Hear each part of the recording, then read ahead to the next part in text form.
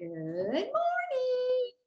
Happy day 131. Oh my goodness, you guys, going so fast. Let's go ahead and breathe into the space. Get present. Letting new life come in, spirit fill us up, giving it forth with ease and grace. Good morning, God. We're so delighted.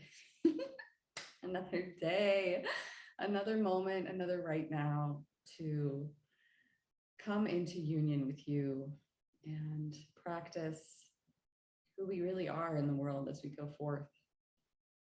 Let us take these words and live them with grace and ease and peace. May we be love and see love wherever we go today. Amen. Right, lesson 131. No one can fail who seeks to reach the truth. Again, no one can fail who seeks to reach the truth. Failure is all about you while you seek for goals that cannot be achieved. You look for permanence in the impermanent, for love where there is none, for safety in the midst of danger, immortality within the darkness of the dream of death. Who could succeed where contradiction is the setting of his searching and the place to which he comes to find stability? Goals that are meaningless are not attained. There is no way to reach them, for the means by which you strive for them are meaningless as they are. Who can use such senseless means and hope through them to gain in everything? Where can they lead? And what could they achieve that offers any hope of being real? Pursuit of the imagined leads to death because it is the search for nothingness. And while you seek for life, you ask for death. You look for safety and security while in your heart you pray for danger and protection for the little dream you made. Yet searching is inevitable here. For this you came, and you will surely do the thing you came for. But the world cannot dictate the goal for you, for which you search, unless you give it power to do so. Otherwise, you still are free to choose a goal that lies beyond the world and every worldly thought, and no one that comes to you from an idea relinquished yet remembered, old yet new, an echo of a heritage forgot, yet holding everything you really want. Be glad that search you must. Be glad as well to learn you search for heaven and must find the goal you really want. No one can fail to want this goal and reach it in the end. God's Son cannot seek vainly, though he tried to force delay, deceive himself and think that it is hell he seeks. When he is wrong, he finds correction. When he wanders off, he is led back to his appointed task. No one remains in hell, for no one can abandon his creator, nor affect his perfect, timeless, and unchanging love. You will find heaven. Everything you seek, but this will fall away. Yet not because it has been taken from you. It will go because you do not want it. You will reach the goal you really want as certainly as God created you in sinlessness. Why wait for heaven? It is here today. Time is the great illusion. It is past or in the future. Yet this cannot be. If it is where God wills his Son to be, how could the will of God be in the past or yet to happen? What he wills is now, without a past and wholly futureless. It is as far removed from time as is a tiny candle from a distant star, or what you chose from what you really want. Heaven remains your one alternative to this strange world you made and all its ways, its shifting patterns and uncertain goals, its painful pleasures and its tragic joys. God made no contradictions. What denies its own existence and attacks itself is not of him. He did not make two minds, with heaven as the glad effect of one and earth the other's sorry outcome, which is heaven's opposite in every way. God does not suffer conflict. nor is his creation split in two. How could it be his son could be in hell when God himself established him in heaven?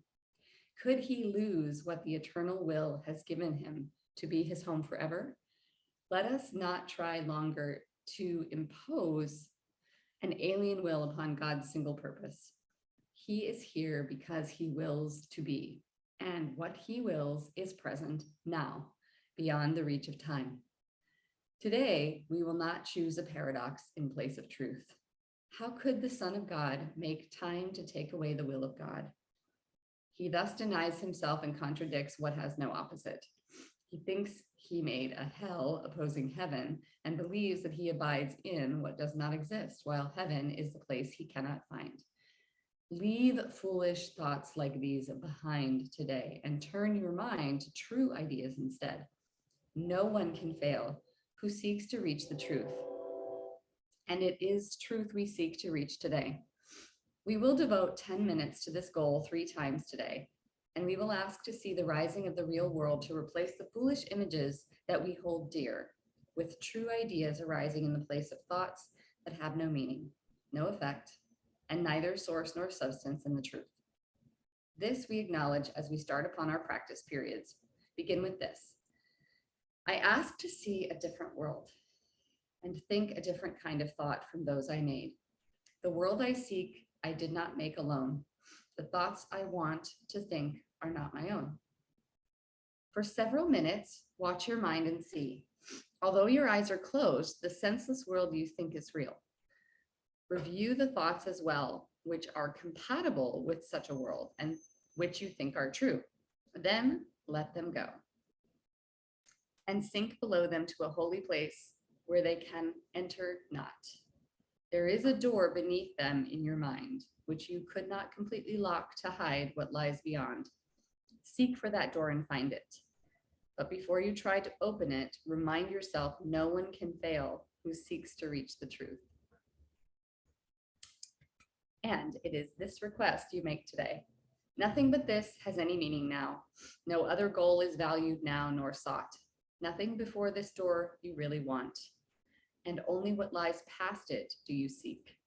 Put out your hand and see how easily the door swings open with your one intent to go beyond it. Angels light the way so that all darkness vanishes, and you are standing in a light so bright and clear that you can understand all things you see. A tiny moment of surprise, perhaps, will make you pause before you realize the world you see before you is in the light reflects the truth you knew and did not quite forget in wandering away in dreams. You cannot fail today. There walks with you the Spirit heaven sent you, that you might approach this door someday and through his aid slip effortlessly past it to the light. Today that day has come. Today God keeps his ancient promise to his holy Son, as does his Son remember his to him. This is a day of gladness, where we come to the appointed time and place where you will find the goal of all your searching here and all the seeking of the world, which end together as you pass beyond the door.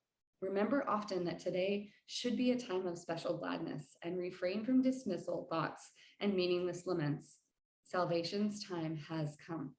Today is set by heaven itself to be a time of grace for you and for the world. If you forget this happy fact, remind yourself with this. Today I seek and find all that I want. My single purpose offers it to me. No one can fail who seeks to reach the truth. All right. Happy practicing, everyone. See you tomorrow.